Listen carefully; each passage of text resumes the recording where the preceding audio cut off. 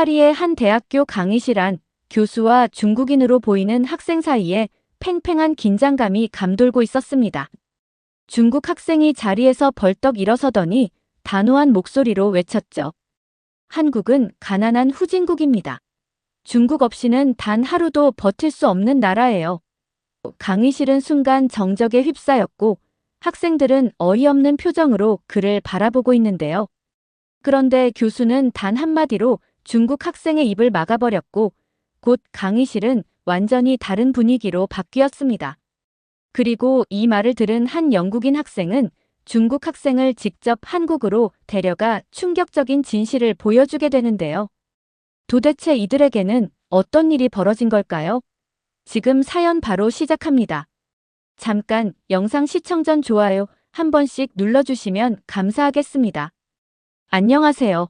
저는 리처드 테일러라고 합니다.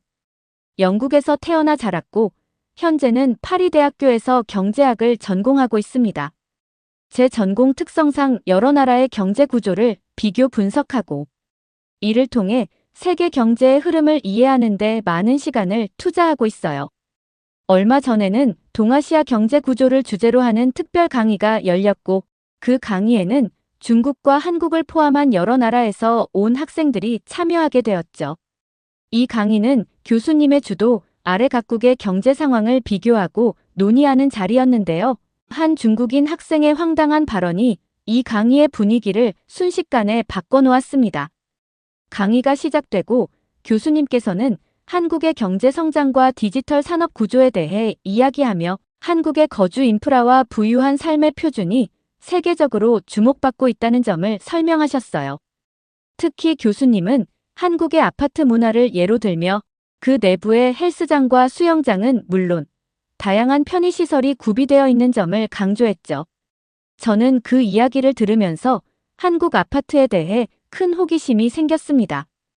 영국에서는 주로 단독주택이나 오래된 아파트가 일반적이었기 때문에 단지 내에 헬스장과 수영장 같은 편의시설이 있다는 것은 제게 매우 신선한 충격이었어요. 또한 단지 내 주민들이 서로 소통하며 마을처럼 생활할 수 있다는 점도 흥미롭게 느껴졌습니다. 한국 아파트 문화는 단순한 주거 공간을 넘어 공동체와 편리함이 어우러진 특별한 공간처럼 느껴졌죠. 그런데 그때 한 중국 학생이 손도 들지 않은 채 자리에서 벌떡 일어나더니 목소리를 높였습니다. 그게 말이 된다고 생각하십니까? 한국은 90% 사람들이 휴대폰도 살 수 없는 가난한 후진국입니다. 그 순간 강의실의 분위기가 얼어붙었고 학생들은 어리둥절한 표정으로 그 학생을 쳐다봤습니다. 교수님은 잠시 당황한 듯 보였지만 이내 미소를 지으며 중국 학생에게 발언권을 주셨습니다. 중국 학생은 자신감에 가득 찬 목소리로 한국 경제를 깎아내리기 시작했습니다. 그는 한국의 경제는 전부 중국의 세금 지원 덕분에 이루어진 것이라며 한국은 중국이 없으면 단 하루도 경제를 유지할 수 없는 나라라고 주장했어요. 심지어 한국의 아파트는 내부에 화장실조차 없는 가난한 주거 형태라며 조롱하기까지 했죠. 그는 한국 아파트를 허울 뿐인 구조물이라며 실제로는 그 안에서 사람들이 불편한 생활을 하고 있을 거라는 근거 없는 주장을 늘어놓았습니다. 그의 발언은 계속 이어졌고 그럴수록 강의실에 있던 학생들의 얼굴에는 점점 의문과 비웃음이 섞인 표정이 드러났습니다. 교수님은 그의 말에 잠시 침묵을 유지하며 강의실을 둘러보셨습니다. 그러다 이내 조금 날카로운 목소리로 물었습니다. 학생, 당신은 한국 아파트를 직접 가본 적이 있습니까? 아니면 단지 인터넷에서 들은 이야기만으로 이런 주장을 하는 겁니까? 그러나 이내 그는 논점을 바꾸며 반박하기 시작했습니다. 그는 한국 아파트가 아무리 현대적이라고 해도 그것은 단지 겉모습에 불과하다며 한국 사회의 전반적인 빈부격차와 주거 문제를 언급하기 시작했어요. 화려한 아파트 몇 채가 한국 전체를 대표할 수 없지 않습니까? 대부분의 사람들은 여전히 어려운 환경에서 살아가고 있을 겁니다. 그리고 이런 화려함도 결국 중국의 경제 지원 없이는 불가능했을 겁니다. 그의 목소리는 여전히 자신감으로 가득 차 있었지만 강의실의 분위기는 그의 말을 더 이상 신뢰하지 않는 듯 했습니다. 교수님은 그런 상황을 지켜보며 잠시 생각에 잠기는 듯 보였습니다. 저는 교수님이 아마도 논점이 흐려지는 이 상황을 정리할 방법을 고민하고 계신다고 느꼈습니다. 어쩌면 불필요한 논쟁을 길게 이어가는 대신 강의의 초점을 되찾고 싶으셨던 것 같았어요. 곧 교수님은 차분한 목소리로 입을 여셨습니다. 자, 그렇다면 이런 점을 한번 살펴봅시다. 여러분이 매일 사용하는 휴대폰을 생각해 보세요. 과연 어떤 나라에서 만들어진 제품을 사용하고 있는지, 그것이 세계 경제와 어떤 관계가 있는지 말입니다. 학생, 지금 사용하는 휴대폰이 무엇인지 보여줄 수 있겠습니까? 중국 학생은 당황한 표정으로 자신의 휴대폰을 꺼내 들었고, 교수님은 강의실에 있는 모든 학생들에게도 휴대폰을 꺼내 책상 위에 올려놓으라고 요청하셨어요. 강의실에는 다양한 브랜드의 휴대폰들이 올라왔지만 대부분은 한국의 삼성 제품이었고 중국산 휴대폰은 찾아볼 수 없었습니다. 보시다시피 이 강의실에 있는 대부분의 학생들이 한국산 휴대폰을 사용하고 있습니다. 한국은 기술적으로도 경제적으로도 세계적으로 인정받는 선진국입니다. 반면 중국산 휴대폰은 이곳에서조차 찾아보기 어렵군요. 이것이 바로 중국과 한국 경제의 차이를 보여주는 단적인 예입니다. 교수님의 이 말에 강의실은 숙연해졌고 중국 학생은 얼굴이 빨개져 고개를 떨구었습니다. 교수님은 이어서 한국의 경제 성장 배경에 대해 차근차근 설명하기 시작했습니다. 한국은 전후 황폐한 상황에서부터 오늘날 세계적인 경제 강국으로 성장했습니다. 이는 단순히 외부의 도움 때문이 아니라 그들의 노력과 혁신 덕분입니다. 특히 한국의 디지털 산업과 반도체 기술은 전 세계가 인정하는 수준이며 그 결과 한국은 단기간에 엄청난 경제적 성과를 이루어냈습니다. 그때 강의실 한쪽에서 또 다른 중국 학생이 자리에서 일어나더니 말을 끊었습니다. 그는 하지만 중국인들이 없었다면 한국은 공장 운영조차 불가능했을 것입니다. 중국인 노동자들이 한국 경제를 떠받치고 있다는 사실을 부정할 수 있습니까? 라고 물었습니다. 하지만 교수님은 침착한 목소리로 대답하셨습니다. 학생, 그렇다면 질문을 하나 해보죠. 왜 그렇게 많은 중국인들이 한국으로 일하러 옵니까? 정말 중국이 한국보다 부유하고 잘 사는 나라라면 굳이 중국인들이 한국으로 이주할 필요가 있을까요? 교수님의 이 질문에 잠시 침묵했던 중국 학생은 다시 한번 목소리를 높이며 반박하려 했습니다.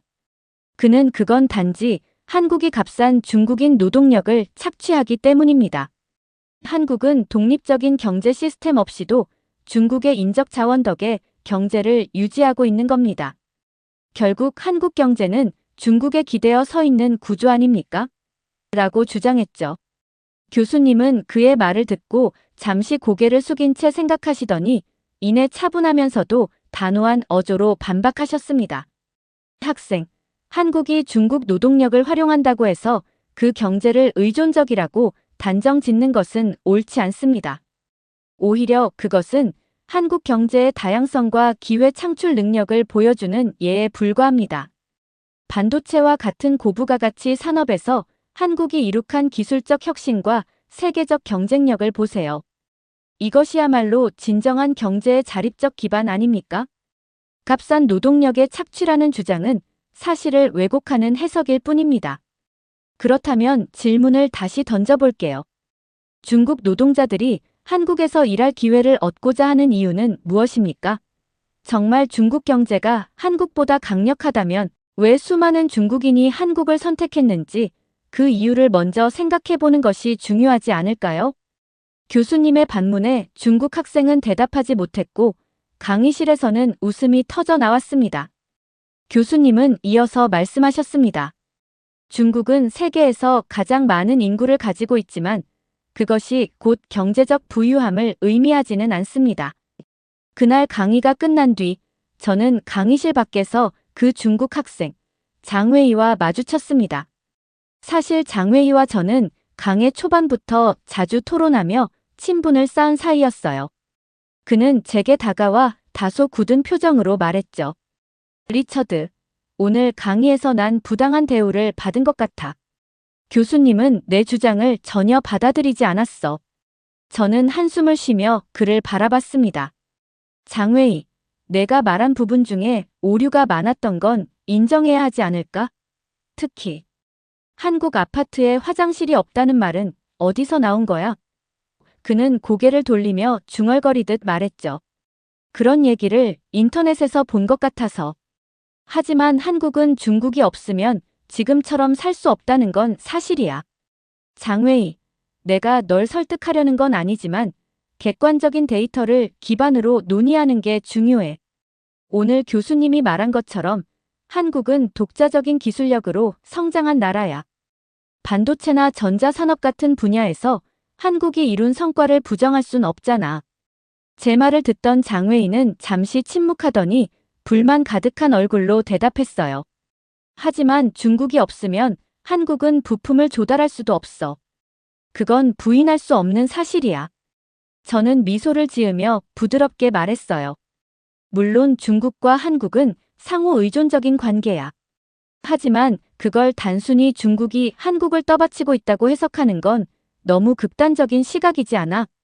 장웨이는 고개를 끄덕이려다가 이내 말을 이었어요.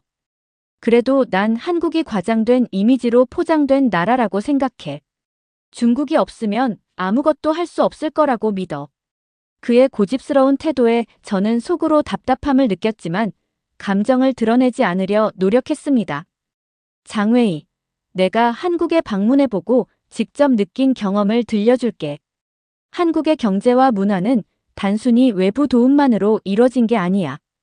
특히 그들의 혁신과 창의성은 세계적으로도 인정받고 있어.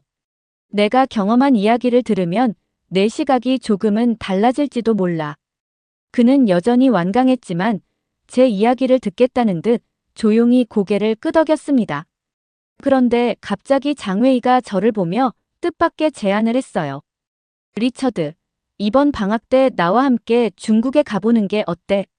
내가 중국이 얼마나 대단한 나라인지 직접 보여줄게. 내가 말하는 한국의 성공이 얼마나 과장된 것인지 알게 될 거야.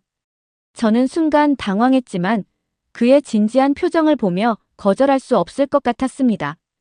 좋아, 장웨이. 그렇다면 중국의 진짜 모습을 보여줘. 대신 나도 내가 보지 못한 것들을 알려줄 기회를 가질 거야. 그의 얼굴에는 자신감이 가득했지만 저는 오히려 우리의 여행이 그의 고정관념을 바꿀 기회가 될 수 있길 바라며 그의 제안을 받아들였습니다. 몇 주 후, 저는 장웨이와 함께 비행기를 타고 그의 고향인 베이징에 도착했습니다. 첫날부터 장웨이는 저를 자랑스레 안내하며 중국의 거대함과 화려함을 강조했어요. 우리는 천안문 광장을 방문하고 자금성을 둘러봤습니다. 확실히 그곳은 압도적인 규모와 역사적인 아름다움을 자랑했어요. 리처드, 봐. 이런 유적을 가진 나라가 얼마나 대단한지 알겠지? 장웨이가 자신만만하게 말했죠. 저는 고개를 끄덕이며 답했습니다. 정말 인상적이야, 장웨이. 중국의 문화유산은 확실히 세계적이네. 그러나 시간이 지날수록 저는 중국이 가진 또 다른 면모들을 발견하기 시작했어요. 베이징 시내를 걷다 보면 공기가 탁해 숨쉬기가 힘들었고 거리 곳곳에는 쓰레기가 널려 있었습니다. 게다가 줄을 서야 할 상황에서도 새치기가 빈번히 일어났고 한 번은 어떤 사람이 제 바로 앞에서 침을 뱉었는데 그 침이 튄 것을 보고 기겁할 수밖에 없었어요. 장웨이도 순간적으로 당황한 표정을 지었지만 애써 상황을 무마하려는 듯 웃으며 이건 그냥 우연이야, 리처드. 우리나라가 크다 보니 다양한 사람들이 있거든 이라고 말했죠. 그러나 사건은 거기서 끝나지 않았습니다. 어느 날은 도심을 걸어가다 보니 인도 한쪽에 아무렇게나 싸놓은 배설물을 발견했고 발 디딜 틈이 없을 정도로 더러워진 거리가 눈에 들어왔어요. 심지어 한 공공 화장실에 갔을 때는 문도 제대로 닫히지 않고 내부가 너무도 비위생적이라 제대로 이용할 엄두조차 나지 않았습니다. 정말 화가 났던 적도 있었습니다. 그날은 꽤 많은 곳을 돌아다니다 보니 너무 힘들어서 택시를 탔습니다. 깜빡 잠이 들었는데 도착했다는 택시기사의 말에 눈을 뜨고 깜짝 놀랐어요. 택시비가 터무니없이 높은 금액이 찍혀 있었거든요. 저는 어리둥절한 상태로 왜 이렇게 많이 나왔냐고 물었지만 기사는 뻔뻔한 태도로 야간 추가 요금과 거리 요금을 포함한 합리적인 금액이라고 주장했어요. 저는 그저 당황스럽고 화가 났지만 이국 땅에서 큰 소리를 내는 것도 조심스러워 결국 돈을 지불하고 내릴 수밖에 없었습니다. 장웨이는 그런 상황을 지켜보며 얼굴이 새빨개져 어쩔 줄 몰라 했습니다. 그는 조심스럽게 리처드, 정말 미안해. 이런 일이 생길 줄은 몰랐어.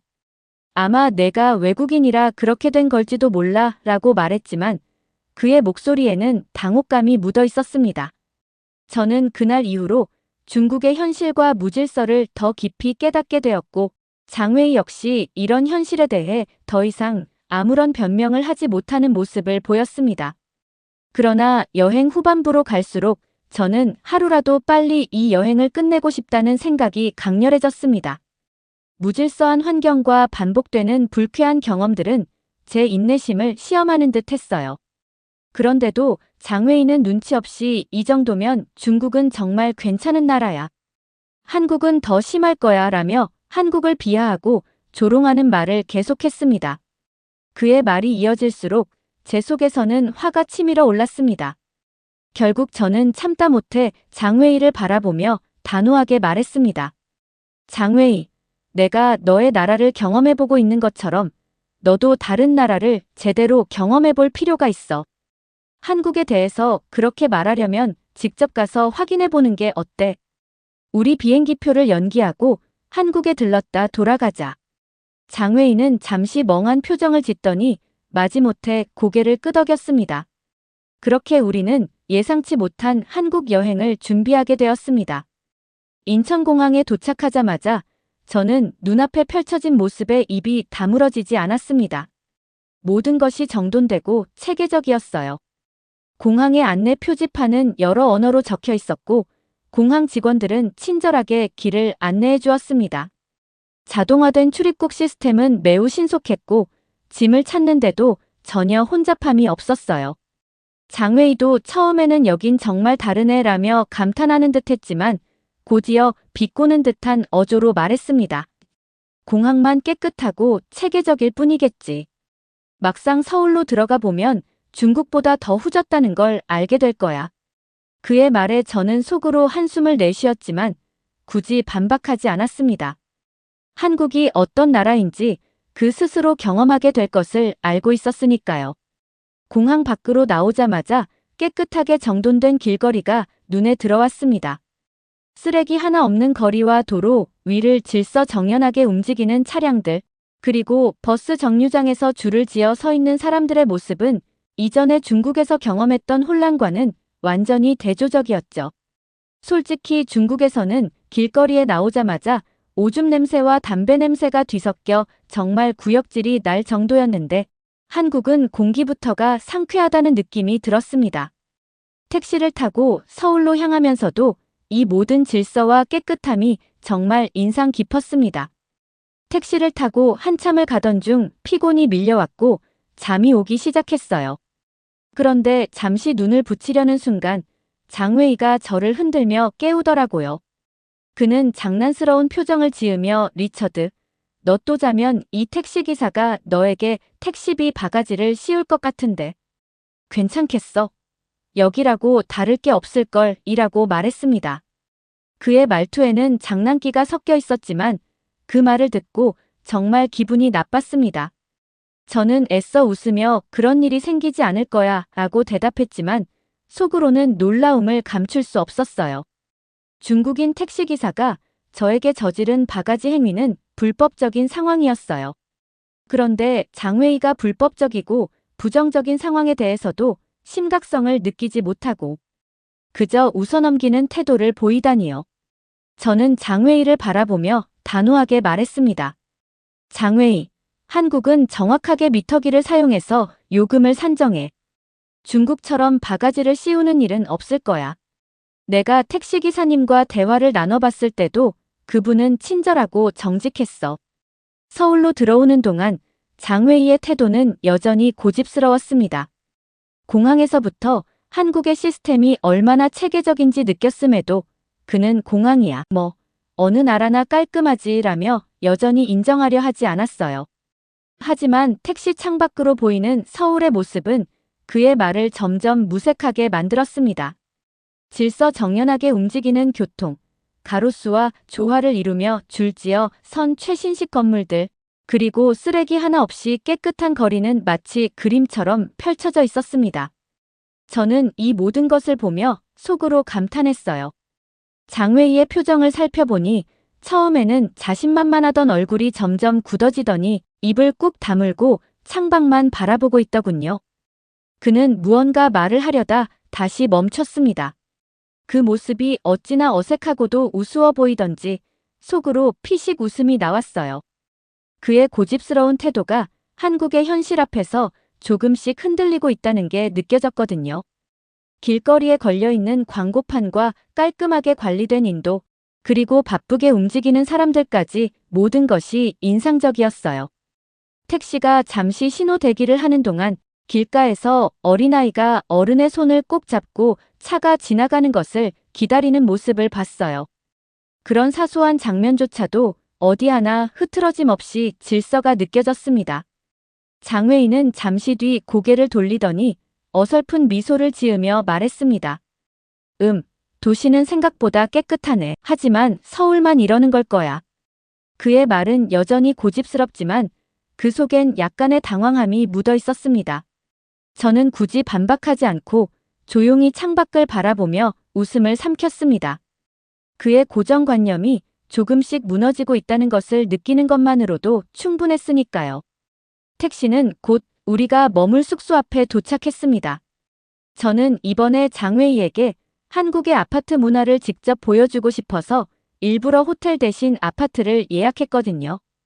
아파트 단지에 들어서자마자 정돈된 경관과 깔끔하게 관리된 외부 공간이 눈에 들어왔습니다. 단지 내에 어린이 놀이터와 산책로, 심지어는 주민들을 위한 작은 도서관까지 마련되어 있었어요. 장웨이는 이 모든 것을 둘러보며 아무 말 없이 고개를 끄덕였습니다. 처음으로 그는 무언가 인정하는 듯한 태도를 보이더군요.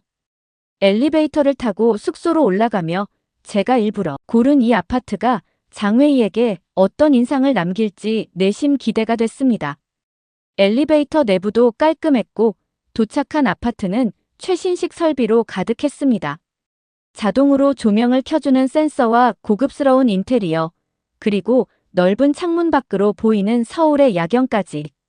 저는 장웨이의 반응을 살폈고 그는 무심한 척하려 애쓰는 듯 했지만 눈빛에서 감탄이 묻어났습니다. 괜찮네. 그는 짧게 한마디만 했지만 그 말 속엔 많은 의미가 담겨 있는 듯 했어요. 저는 웃으며 한국에선 이런 주거 환경은 흔한 거야. 아파트 문화가 발달해 있어서 사람들이 정말 편리하게 살 수 있어 라고 덧붙였습니다. 장웨이는 아무 대꾸도 하지 않았고 그저 창밖으로 보이는 야경을 가만히 바라볼 뿐이었죠. 그러다 문득 생각이 들어 저는 말을 꺼냈습니다. 근데 말이야, 장웨이. 내가 교수님 앞에서 한국 아파트엔 화장실도 없다고 말했던 거 기억나? 여기 봐. 화장실이 2개나 있어. 어디서 그런 이상한 정보를 읽고 와서 교수님께 그런 얘기를 했던 거야? 또 말끝에 살짝 웃음을 섞으며 장웨이를 바라보니 그의 얼굴이 점점 붉게 달아오르는 게 보였습니다. 장웨이는 눈치를 보며 어색하게 그때는 인터넷에서 본 글을 그냥 믿었던 것 같다면서 제대로 확인하지 않고 말한 것이 창피하다며 작은 목소리로 인정하더라고요. 그의 말 속엔 약간의 후회가 묻어 있었습니다. 저는 고개를 끄덕이며 말을 이어갔습니다.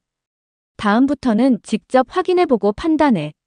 한국의 아파트는 너도 알겠지만 단순히 사는 곳이 아니라 사람들이 편안하게 살 수 있도록 잘 설계된 공간이야. 내가 생각했던 것과는 완전히 다르지. 장웨이는 이내 고개를 끄덕였고 그의 표정은 조금 쑥스러운 듯 보였습니다. 저녁이 되자 근처 한 식당에서 식사를 하기로 했습니다. 한식당의 내부는 밝고 깔끔했으며 입구에 들어서자마자 직원들이 환한 미소로 우리를 맞아주었습니다. 한 분은 재빠르게 우리 자리를 안내했고 다른 분은 물과 메뉴판을 정성껏 준비해 주었어요. 테이블마다 준비된 기본 반찬은 보기만 해도 정갈하고 한쪽에 놓인 손님을 위한 소독제까지 세심한 배려가 느껴졌습니다. 주문한 음식이 나오자 고소한 불고기의 향이 금세 공간을 채웠습니다. 첫 한 입을 먹는 순간 입안에서 퍼지는 풍미의 감탄이 절로 나왔어요. 아삭한 김치와 함께 곁들여 먹으니 조화가 완벽했습니다. 장웨이도 처음엔 익숙하지 않은 한식의 모습에 약간 망설이는 듯 했지만 몇 번 맛본 뒤로는 접시를 비우기 시작했습니다. 그는 중간중간 놀란 듯한 표정을 짓더니 한참 후에야 이건 정말 맛있네 라고 중얼거렸습니다. 그의 솔직한 반응에 저는 속으로 미소를 지었습니다. 식사를 하는 동안에도 한국 사람들의 시민의식과 배려심이 곳곳에서 느껴졌습니다.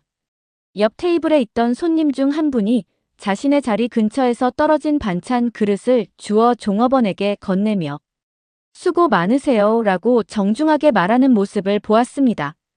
종업원은 고맙다며 꾸벅 인사했고 그 짧은 교류 속에서도 서로에 대한 예의와 존중이 묻어나왔어요. 또한 우리가 식사를 마치고 계산대로 향할 때 한 손님이 문을 열고 나가며 뒤따라오는 사람들을 위해 문을 잡아주는 모습을 보았습니다. 자연스러운 행동처럼 보였지만 그 작은 배려가 굉장히 따뜻하게 느껴졌습니다. 장웨이는 그런 장면을 흘낏 보더니 잠시 입을 다물고 생각에 잠기는 듯 했어요. 저는 한국 음식의 풍미뿐 아니라 한국 사람들이 보여주는 작은 배려와 시민의식이 얼마나 큰 차이를 만들어내는지 느끼는 순간이었습니다. 숙소로 돌아가는 길, 저는 택시 창밖으로 펼쳐진 서울의 야경을 바라보다가 장웨이를 향해 조심스레 말을 꺼냈습니다. 장웨이, 이제도 한국이 중국 없이는 못 사는 가난한 후진국으로 보여. 그 질문에는 장웨이가 한국에 와서 보고 느낀 것들이 그의 생각을 얼마나 바꾸었는지 확인하고 싶은 마음이 담겨 있었습니다. 장웨이는 잠시 말을 잇지 못하더니 이내 고개를 저으며 작게 웃었습니다. 말도 안 되는 소리였던 것 같아. 너 덕분에 이제 제대로 알게 됐어. 솔직히 그동안 내가 얼마나 우물안개구리처럼 생각했는지 지금 와서 부끄럽다. 그의 목소리에는 진심 어린 후회가 묻어 있었습니다. 그는 창밖을 바라보며 한숨을 쉬더니 이렇게 덧붙였습니다. 내가 과거에 그런 말을 하고 다녔던 게 참 어리석었어. 제대로 알지도 못하면서 큰 소리쳤던 내 자신이 얼마나 부끄러운지 이제야 깨달았어. 저는 그의 말을 들으며 속으로 안도했습니다. 장웨이가 이렇게 자신의 잘못을 인정하고 새로운 시각을 받아들이게 된 것이 뿌듯했어요. 그의 표정은 이제 더 이상 처음 한국에 도착했을 때의 자신감 가득했던 모습이 아니라 겸손하고 진지한 태도로 바뀌어 있었습니다. 저는 그 변화가 이 짧은 여행 동안 경험한 한국의 모습 덕분임을 확신하며 이 여정이 그에게 새로운 시작점이 되길 바랐습니다. 오늘의 사연, 어떻게 들으셨나요? 중국 학생의 잘못된 생각에 일침을 날린 영국 교수님의 날카로운 통찰도 멋지지만 장웨이 씨를 직접 한국에 데려가 그동안 왜곡된 시각을 바꾸게 만든 리처드님의 진심, 어린 노력도 정말 인상 깊습니다.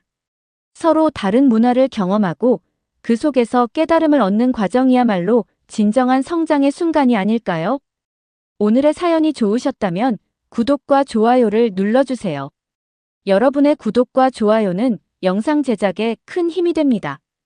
끝까지 시청해주셔서 감사합니다. 더욱더 감명 깊은 사연으로 찾아뵙겠습니다.